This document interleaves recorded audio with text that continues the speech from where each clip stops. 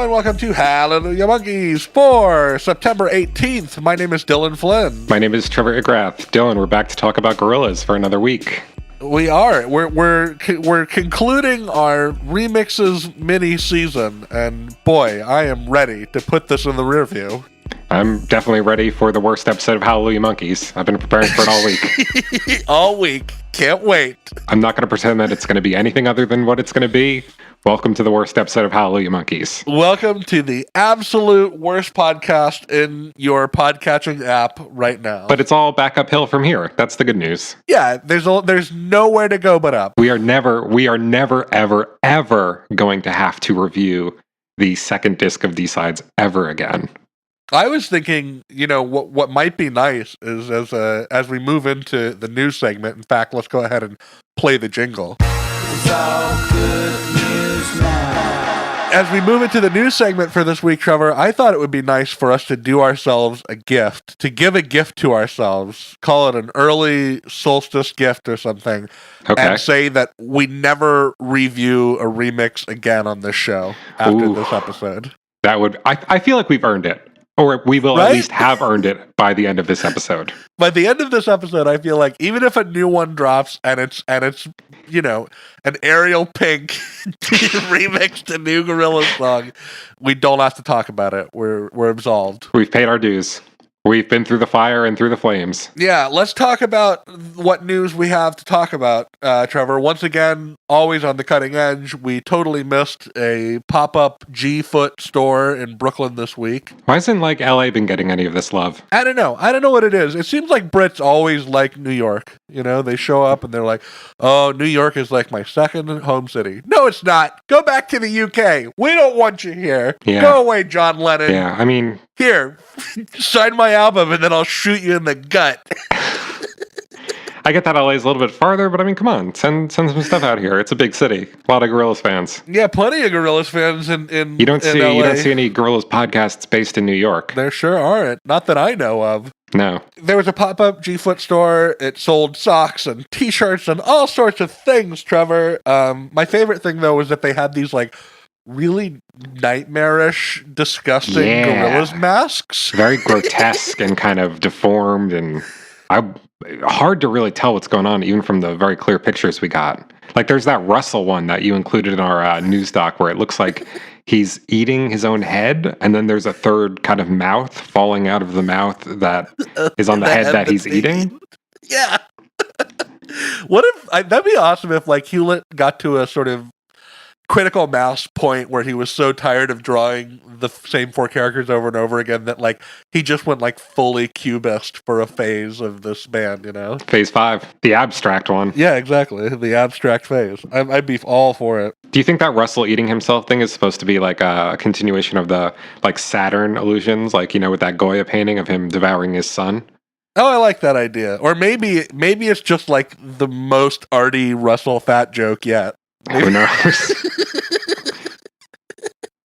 Also, in advance of the big Meadows Festival in New York City, they started teasing who would be there with these little FaceTime screen caps on their Instagram and Twitter accounts. Right. So they would post one that would be Little Sims is calling or whatever, and then they'd post the next one and you'd see Little Sims, and then in the corner you'd see a member of the band and they'd say something to them like, are y'all ready for this or whatever, Yeah, cute. Very cute way to go about announcing who's going to be there. Definitely. In lieu of there not really being any lore or continuity in this phase, they have definitely been very shrewd with their social media. You can't argue with that, It's felt a little empty without some kind of narrative thrust to it, though, hasn't it? Yeah. I've really been noticing that. Especially lately, where we're in this stage where, around this time in phase 3, we were talking about the differences between Cyborg and Real Noodle and her potential fate, and,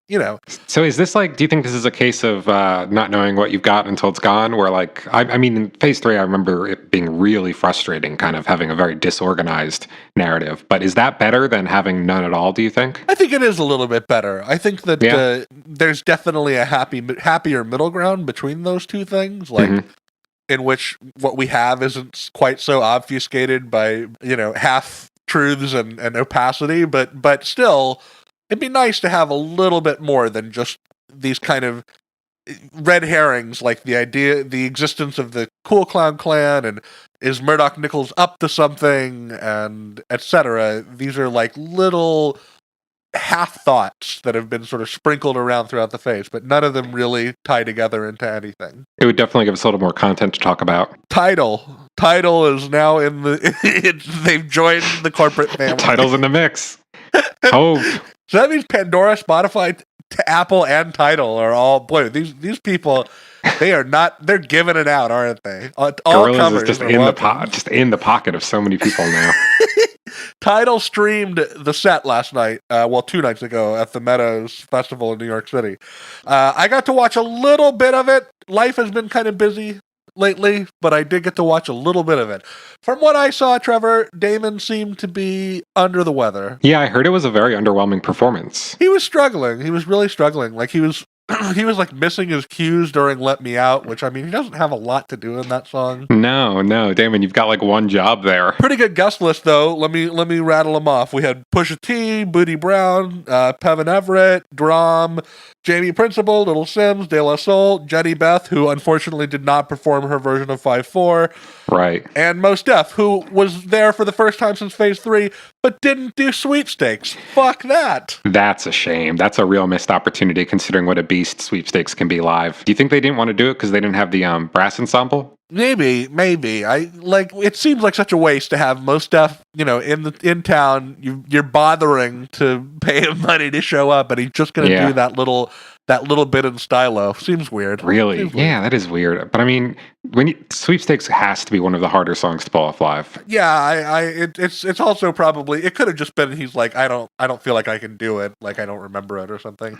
They made the most of Drum's presence. Drum did like the extended Drum special version of Andromeda, so that was like a thing. That's pretty cool.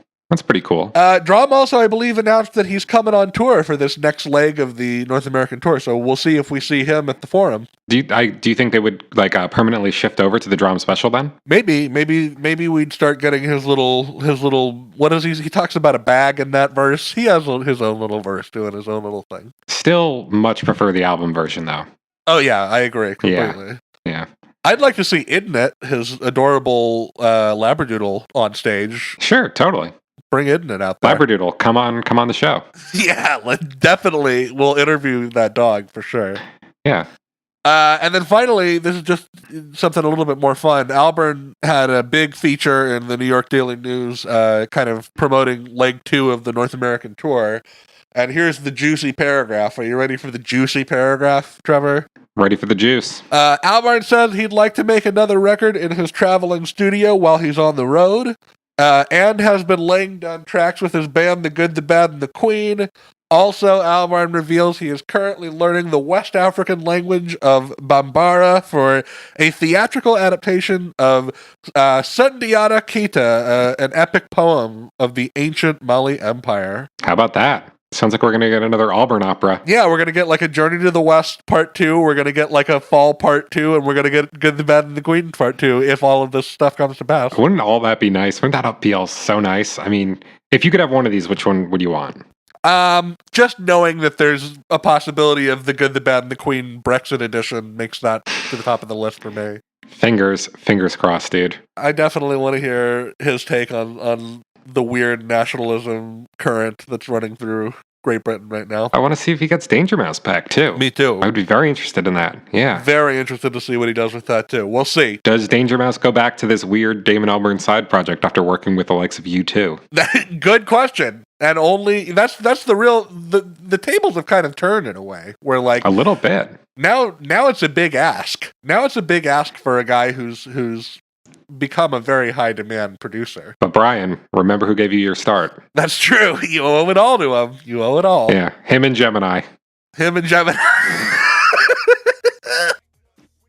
Just the first two to put him on. Where are you, Gemini? Come on the show. Okay. Come on the show, Gemini. Let's do the round table, Trevor. Are you ready? Sure, I guess so, yeah. Fine. Okay, here we go.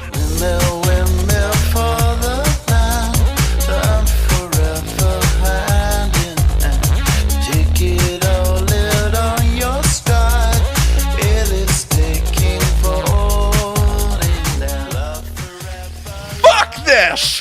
Fuck this, Trevor. Yeah. Fuck everything. I hate this. I hate myself. I hate the show. Yeah. I have to say, in terms of like the progression of the show mirroring my initial journey with this band, I can definitely remember being like, I don't know, 17 by this point, and never wanting to hear Feel Good Inc., Dare, Kids with Guns, Dirty Harry, or El Mañana ever again. I don't want to hear, and now I'm just questioning how much I even like these songs anymore. Like, okay, the alternate name of D-Sides Disc 2 is Dare and Kids with Guns, the remix album. It's just, they don't stop. They don't stop. Here's what I figured out a remix is from listening to D-Sides Disc 2, Trevor. A remix is a song that has no greater than 3 ideas in it, and is that's if you're lucky. Is no fewer than 6 minutes in length. That's how you make a remix. So they go on forever. What was your experience like preparing for this episode? Did you stretch this out over a week? Did you spend a long time with these, or did you cram it all into like just like the last couple hours before we did the show? So Tuesday of last week, I was like, I'll put it on, and then I fell asleep before Jamie T's Turns to Monster remix started, for sure. Okay. I fell asleep, and then I was like, oh, that didn't work out. And then I listened to it in fits and starts here and there, and then today I was like, okay, I have to go help my dad clear a storage unit out, so I'm going to put it on my headphones and listen to it. And let me tell you, the flavor of grueling manual labor mixed with D-Sides Disc 2 is truly pungent. It is because truly grueling pungent. manual labor is pretty much what it took to get ready for this episode. Not a bad descriptor of the experience of just listening to this album. Yeah, real bad. Real bad. Do you have 3 words for this one? I sure do. Okay. What are those? My 3 words are mercenary and boring and lazy. Those are my 3 words. All right. Mine are interminable, punishing, right, and just long. I like how long and interminable both made it on. They're different things. They are. They are. Things that are long aren't necessarily interminable, but luckily, here we get both. Thank God. Both in spades. Let's get right into the interminable with the DFA remix of Dare, Trevor. Sure. Okay. I mean, you'd have to consider this a highlight of the collection, right? Right? And, if this is a highlight, like, not really thrilled for the rest of it. It's like 12 minutes long. I think the outstanding question here is, was this James Murphy's work? Oh, I wrote down that exactly. I said, is this Murphy or an apprentice? What does a DFA remix mean in 2007? Okay, so he had his engineer from DFA Studios is credited. Okay. Eric, what is his name? Borchik something or like that. And I looked at his little bio on his website, and he's like, I also worked with James Murphy on all of the DFA remixes. Okay. So I wonder if that means that, I think that this bears the thumbprint of a James Murphy production. And let me explain. Sure. Absolutely. It highlights middle-aged men doing dubious disco falsetto. Check. and it's 12 minutes long. This feels that feels like a Murphy move to me. The thing that I kept coming back to listening to these songs, you're familiar with like the concept of like an elevator pitch, right? Yes. If you want to get anything made in like Hollywood or the entertainment industry, you have to have like an elevator pitch. You have to be able to convince whoever you need to convince that it should get made in the time it takes to ride an elevator with them. And I would have loved to have heard the elevator pitches for any of these. Because if you want to make a good remix, you got to get the stems. You can't just take the song. You got to get the stems. And when you need the stems, sometimes you got to go right for the source. So how were these like James Murphy, the Stanton Warriors, whoever they are, Jamie fucking T? What was the elevator pitch they had to get the stems for these huge hit songs? I mean, there's names on here like Hot Chip where you would imagine that the label must have approached them, because they were big shit at this point, Yeah. But yeah, I don't know. Here's the problem. 2/3 of the DFA remix are nothing. There's the first third where it's using the Damon vocal, and that's a fun little curiosity. He's got his funky croaking going on. The third parties who remixed Dare fucking love Damon's vocal, apparently, because for sure they like to do nothing more than just isolate it for a bit. This has a nice little live tracked bass line. That's definitely a highlight. And very DFA too, that bass line. Yes, it's a nice little bass line. And then 3 minutes and change into the remix, it just doesn't stop. The vocals stop and the new elements stop, but it just keeps going. It just keeps going for another 2/3 of the runtime. At one point, I think there's a little bit of dropping out and some stuff going on. Well, it tries to do this love on top thing almost for a minute, where it keeps going higher and higher, or at least it seems to be. Yeah. And it's almost like a copy pasted part in a James Murphy demo for an early LCD Sound System song Yeah, I agree. Where I could just see him looping a part and going okay, here's where I'm going to start building stuff on top of it. Except for that step never happened. That step never happened. Yes. It's he needed to figure out the track length, and then he was going to add more elements, and the elements never ended up making their way into the song. Because who the fuck cares? Because it's a hired gun kind of job. Yeah. Look, I've talked about this on the show before, but the exploitative dark secret of label remix culture is that if you are an electronic music producer, you need to be friends with all these label promoter people, because they'll put you on big shows that will bring you to a bigger audience. And the way that you play ball is they say, okay, remix these 15 songs from my different artists, and then you sit at your computer in your digital audio workstation, bleary-eyed and tired, and you throw together. Look, the copy and the paste have never been more blatant and obvious than they are on these remixes, because you got to crank them out. You got to get them out there. It's not about art. It's about commerce. It's like Aphex Twin said, mixes for cash. Yes, mixes for cash, exactly. And politics and political clout. Yeah, I don't know. Maybe what we need to do is create a Kinsey scale, Trevor, of on one side of the Kinsey scale is commerce, and on the other side is art, and we should decide where each of these remixes falls, I feel like that is probably a good idea, but I feel like it's almost an uninteresting one, because how many of these are going to drift close to the art side? Let's be real. Some of them are commercial but artistically made, and some of them are not very commercial at all. There's definitely worse remixes on this album than this DFA. Sure. Oh, and we'll talk about them. We'll talk about them. But how about the end of this one? Because this is where punishing starts to come into play for me. That really horrible synth sound he just starts churning out in the last minute and a half. It's really cheap. It feels really they call it out of the box, it feels like a preset or something. It sounds really bad. It's just unpleasant sounding, and it goes on forever. It sounds like something you would hear in the last 5 seconds of a song. But I picked up my phone to check the runtime when this noise wasn't stopping, and it had another 45 seconds left. And it was just, yeah, I know.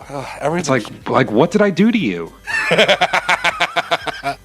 I really do think James Murphy made this. It feels Murphy-ish to me. But when was this originally released? Because it wasn't 2007, 2005, 6? Yeah, 5 or 6. Whenever the Dare single came out, this was bopping around in that release. So he really only had those early LCD Sound System singles, and maybe Daft Punk is Playing at My House under his belt? Yeah, he was kind of like an it boy at this point, But he wasn't LCD Sound System's James Murphy. Yeah, no.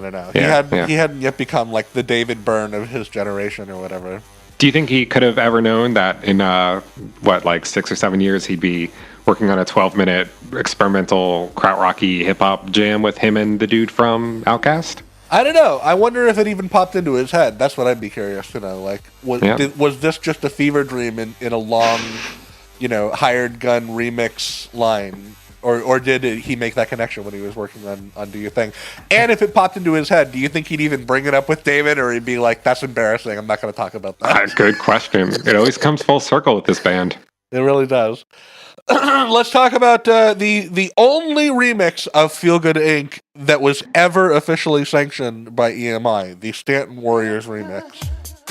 Why do you think that is? Because this was like a huge song, and I feel like Feel Good Inc. has big remix potential. Not only was this the only remix, it was not released on any format. This and a very limited edition like vinyl single of this remix are the only released formats of this song. The Feel Good Inc. singles never included a Feel Good Inc. remix.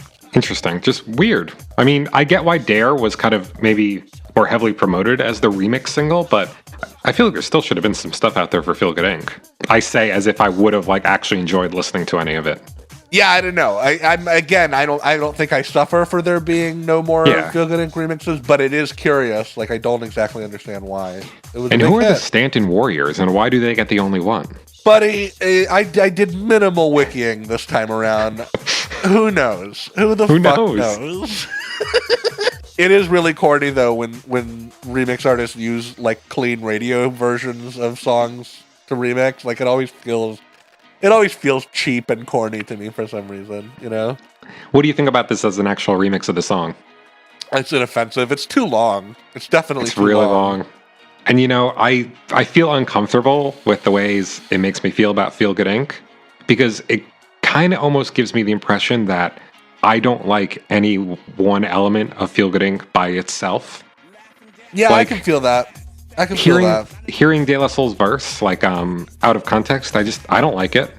Mm-hmm. The windmill chorus out of context doesn't really do anything for me. It's just when they all come together in the actual song, it's great. It's very alchemic, you know? Yeah, I agree. It becomes greater than the sum of its parts. But here, when you take them out of that context and just throw them over like a 4/4 dance kind of beat, I just don't think they're very effective. I like that he's using that one little rhythmic Maceo laugh as a recurring element. The ha ha ha ha ha, that one. I like that. That's cool. There's one moment that I really like, which is this remix kind of plods along and doesn't seem to be doing very much at all, and then when the windmill chorus finally comes in, he drops in this like the Stanton Warriors, whoever they may be, drop in this really angry, aggressive synth behind it. This like bow wow wow that sounds like that's like the one cool part of the song. That's the only cool part of the song. That's like the one part I like. Cool. Yeah. But other than that, that's it. That's about it. Remixes are one or two ideas stretched at 6 or more minutes. That's what they are. But then we have a song with no shortage of ideas, Trevor. Maybe, yeah, this is the exception that proves the rule. Maybe too many ideas going into this one. Maybe not enough good ones. Jamie T's Turns to Monsters mix of Kids with Guns. You'd think out of all the ideas going into this, there'd be some good ones, but I feel like there's a distinct lack of good ideas here. You can't help it. You know what? It's the best thing you could do to this remix, though, is put it on D-Sides Disc 2, because it's sort of like everything that the rest of D-Sides Disc 2 isn't. Right. It's like very personal. It's oddly, uncommercial and challenging. It's fairly concise. It's not super duper long. In that context, it feels probably way better than it would anywhere else, Sure. It's about something. It's about difficult and frightening teenage boys and their suffering mothers. It's about it feels like it might be being told from some personal experience that Jamie T had.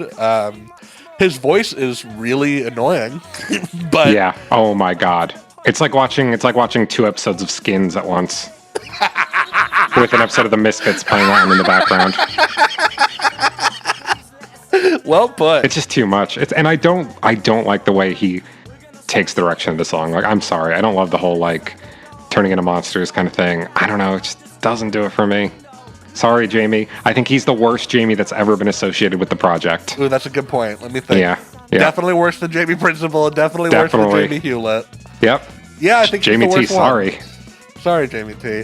Some of these arrangements are very dense, and they don't quite work, but I still am very grateful that this is on this, because it just changes things up. it breaks up the monotony of the 4 on the floor at least. I'm not going to say it's a breath of fresh air or a fresh breath air. No. But it's definitely a breath of something.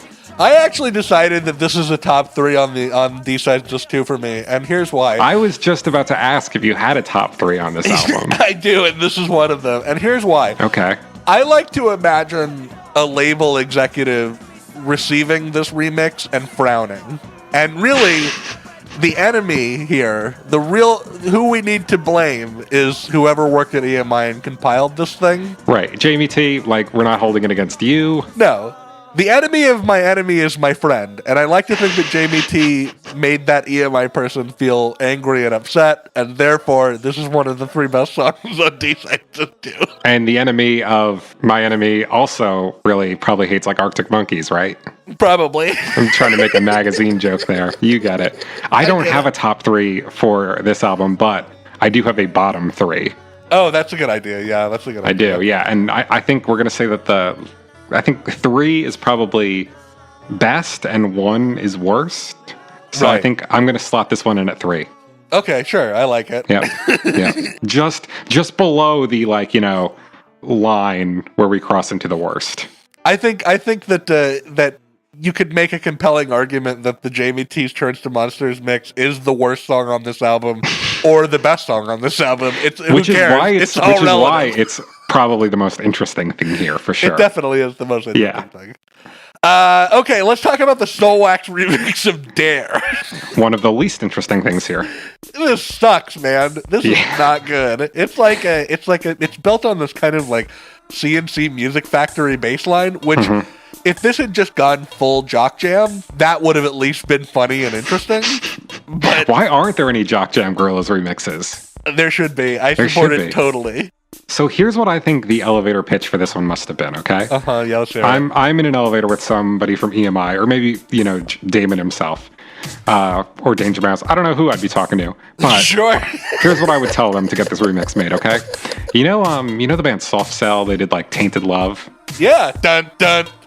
Yeah, I think some vocals from Dare would go perfect over the sound of, like, maybe 3 or 4 isolated, like, overdubs from Tainted Love. And that's it.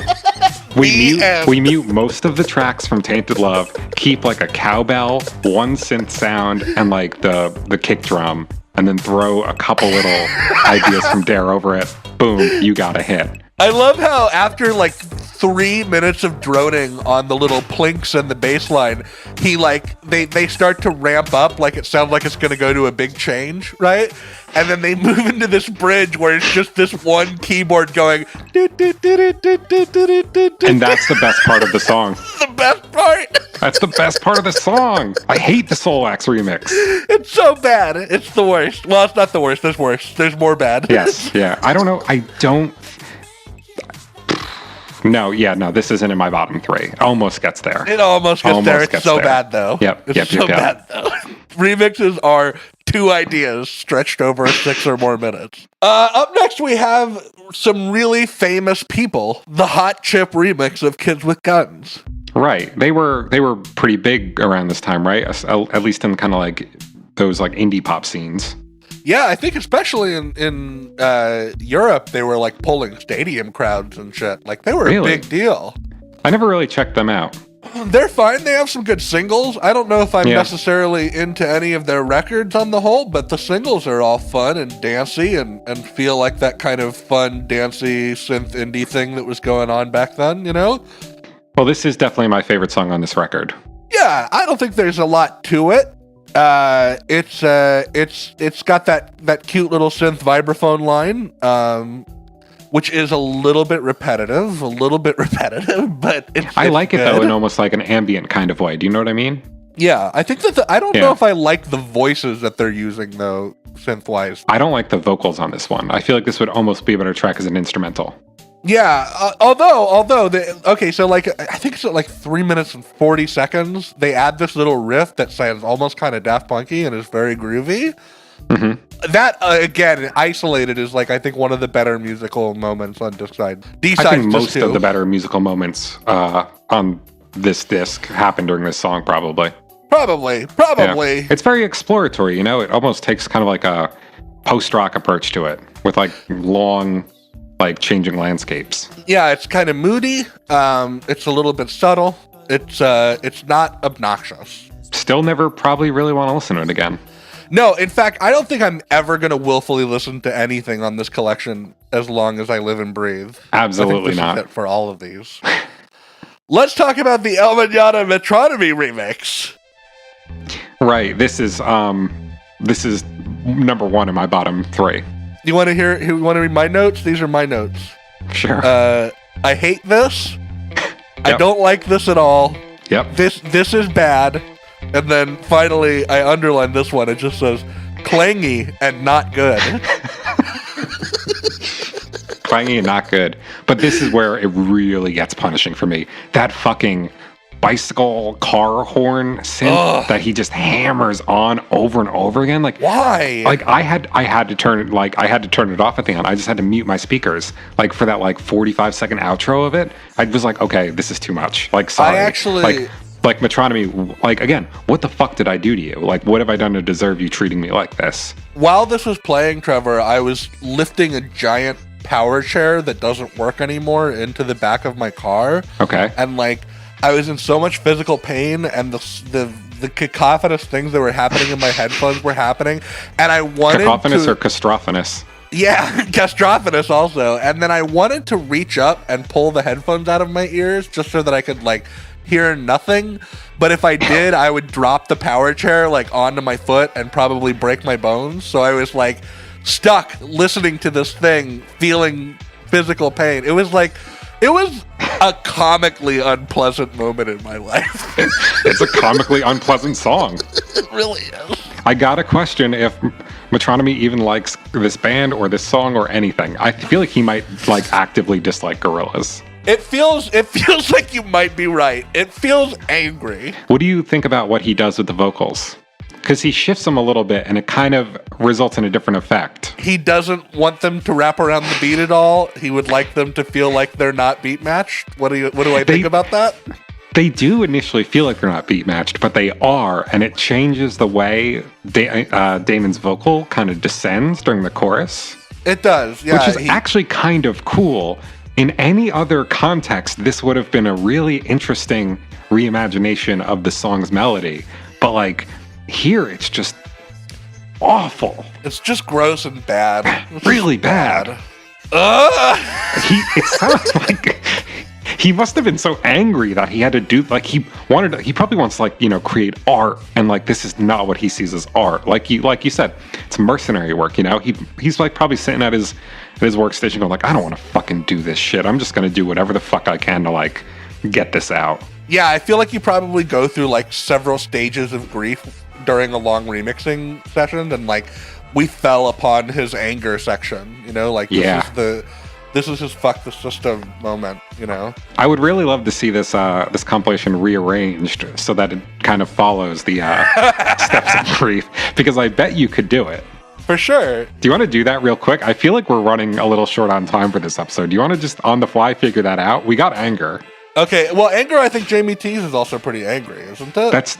That's true. He's like, I sold all your CDs in the back of my car. He's like, he's right, but there's angry. A difference in the content of the song being angry and the vibe that the production of it gives off. All right, so Denial. What do you think Denial would be? Anything that's trying to have any kind of fun or sound fun as Denial, you know? I almost feel the DFA remix works pretty well as Denial, because you kind of get something a little funky and you're like, oh, cool, a chance to finally get to hear Damon's vocals isolated. Maybe this won't be that bad. This is going to be okay. There's going to be stuff here that I'm going to enjoy. I would think that also maybe the Junior Sanchez, but that also might be bargaining. I don't know. I feel like Junior Sanchez has got to be bargaining. That makes a lot of sense for me. Okay, that's fine. So Denial, we have the DFA remix for sure. And then what's up? What's up after Denial? Anger. So that's Metronomy. Maybe also the Jamie Tees turns into monsters. Maybe that also. Right. So then we get bargaining. Then bargaining Junior Sanchez. Yep. Depression. Which one is Depression? I mean, that might be turning into monsters, to be honest. That one's pretty depressing. Soul Wax is also kind of depressing. That's true in its own way, isn't it? Yeah. Like, there's just nothing to it. Yeah, and we wind up on Acceptance. Well, acceptance and consignment are two very similar ideas. I feel like you could either choose acceptance as like the closest thing to like a feeling of rebirth or palate cleanser, like the Hot Chip remix, or maybe it's it can't beat him, join him kind of feeling that I get from the Stung Chinese New Year remix of Dirty Harry.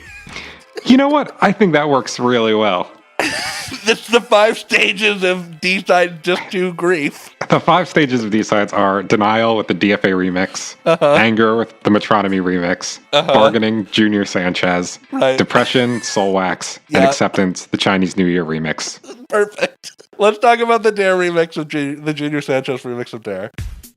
Well, this is serviceable. It doesn't veer very far from the original. The bass line is fine. It's not as good as the DFA, but it is live tracked again. There's some live guitar as well. I mean, this seems like what you'd be hoping to get if you are the devil who works for EMI and have been sending out Dare stems to a bunch of producers. You get something like this and you'd be like, I'm a suit. I don't know what good music or art is. This sounds like it's perfect. Yeah, I can see this elevator pitch makes sense to me. You know, like, hey, what if we took Dare and put some like white trash disco-y guitars under it? Exactly. Everything's there is like very obvious. Yeah. There's like some like slap bass almost. It's all relatively effective. It's like, to me, like I said, this is exactly what they were fishing for. It feels like sleazy white boy rock. Yes. Junior Sanchez, come on the show. Please, Junior Sanchez. Okay, so Dirty Harry, the Stung Chinese New Year remix. I've been very excited to talk to you about this, Trevor. This one's fun. I enjoyed this, and it comes as this is the, I think, breath of fresh air or fresh breath air on this album. Right, because it certainly stands apart. But I got things to tell you about this. Okay. First, I wanted to ask you: do you consider this really a remix, or is this more of a cover? I feel like, no, I don't consider it a remix. I think that it stands, there's another Phase 2 oddity that this creates a sort of pair with, and I'll talk about that in a second.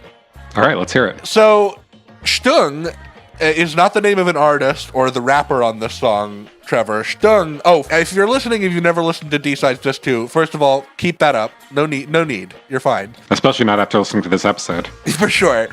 But this is a Chinese language version of Dirty Harry that weaves in Chinese instrumentation to the original Dirty Harry instrumental backing track. Quite effectively. Including a new kids chorus and a new rap. And Stung is not the name of that rapper. It's not the name of the producer. Stung, Trevor, is a Chinese greeting card and multimedia company. What? And they make songs for TV shows, movies, and commercials. What? And this was created because the Karate Kid remake movie was looking for Chinese language music for a sequence. And so you know what that means. What does that mean, Trevor? Now we eventually get to review the Karate Kid remake for this show. Thank God. It also means that I think that this song forms a neat pair in Phase 2 oddities with the Kids Bop version of Feel Good Inc. I think that they are cut from the same commercial cloth. I'll give you that. Sure.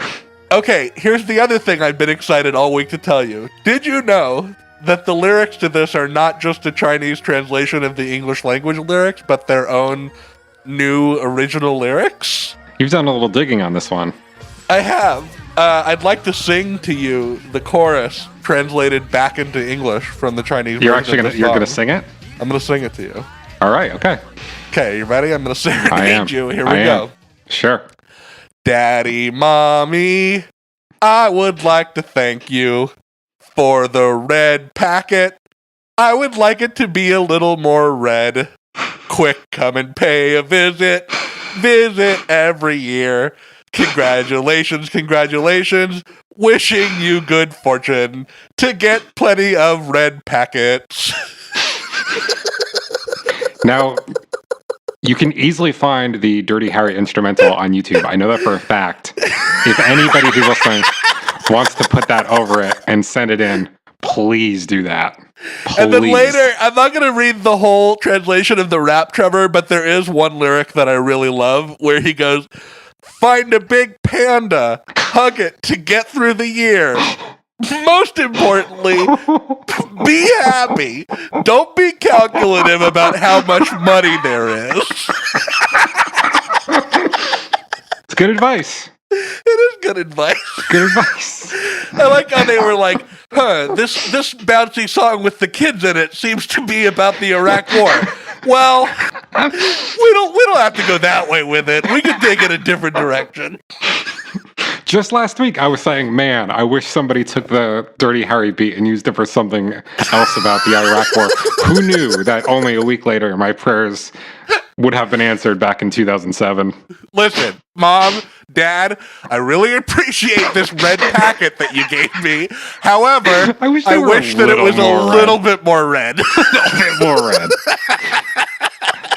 Definitely, excuse me, I gotta go find a panda. Gotta give him a hug. It'll help me get through the year. Yeah, that's definitely top 3 on the record for me. Absolutely. Probably sure. number 1 with a bullet. Absolutely, definitely now. If it wasn't before, definitely now. We only got one more song, and then we're done. And I'm glad that this is the shortest episode we've ever done, Trevor. I'm very happy about it. We have a gauntlet to get through before we're out of this thing, and that is the Quiet Village remix of Kids with Guns. Not a place I would ever want to live, if this song is any indication. Look.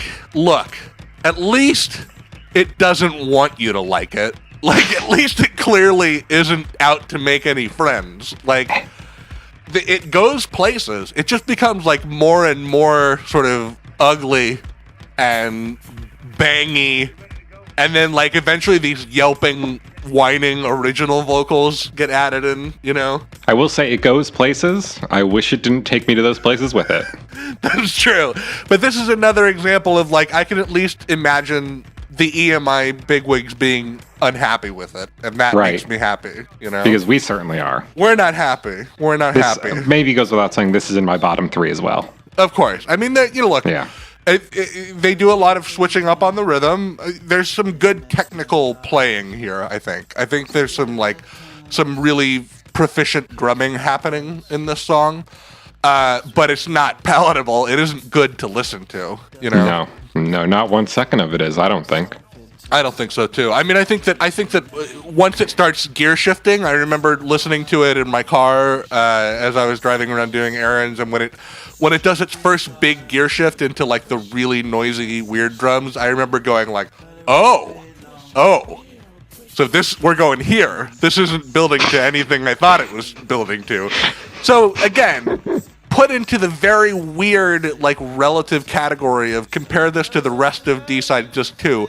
This is interesting to me, more so than, like, another soulless remix. It's just not pleasant to hear as music. Not at all. So I guess what I'm saying at the end of the day is that, like, you have 2 choices on this record.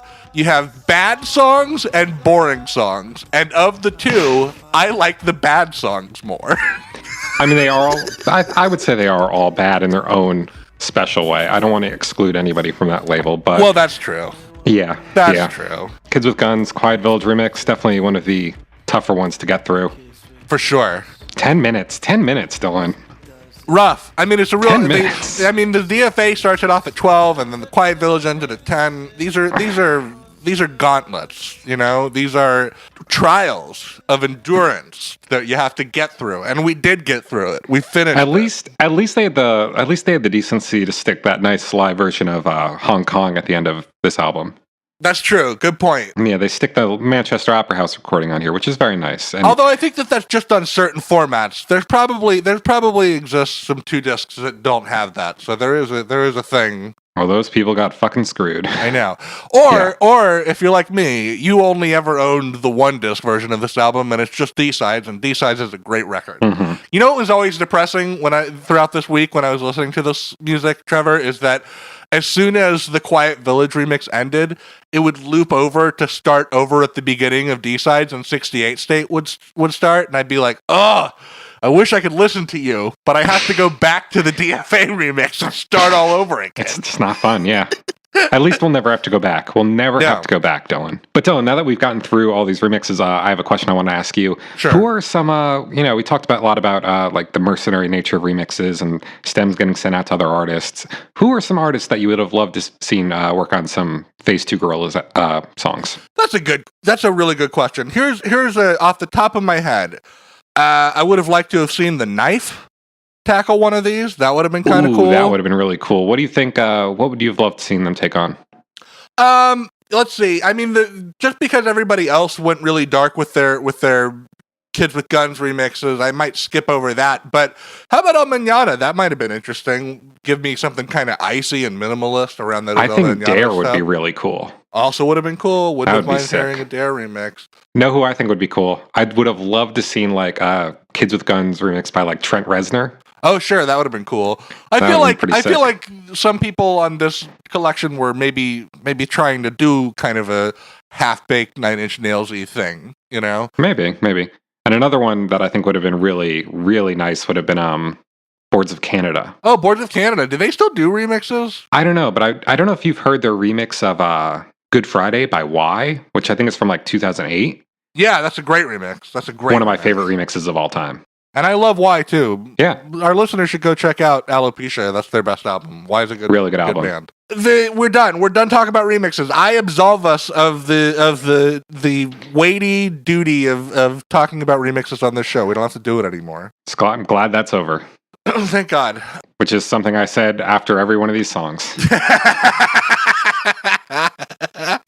Yeah, I wonder, can I like write Spotify and have them take it off? Because here's the problem. When you listen to D-Sides on Spotify, it's very hard to stop the playthrough before you hear the beginning of the DFA remix of Dare, and I don't want to hear that. Heaven forbid you hear the first couple seconds of that song, Dillon. I'd rather not. I'd rather not hear it ever again. Can I petition Spotify to remove D-Sides Disc 2? Would anyone miss it?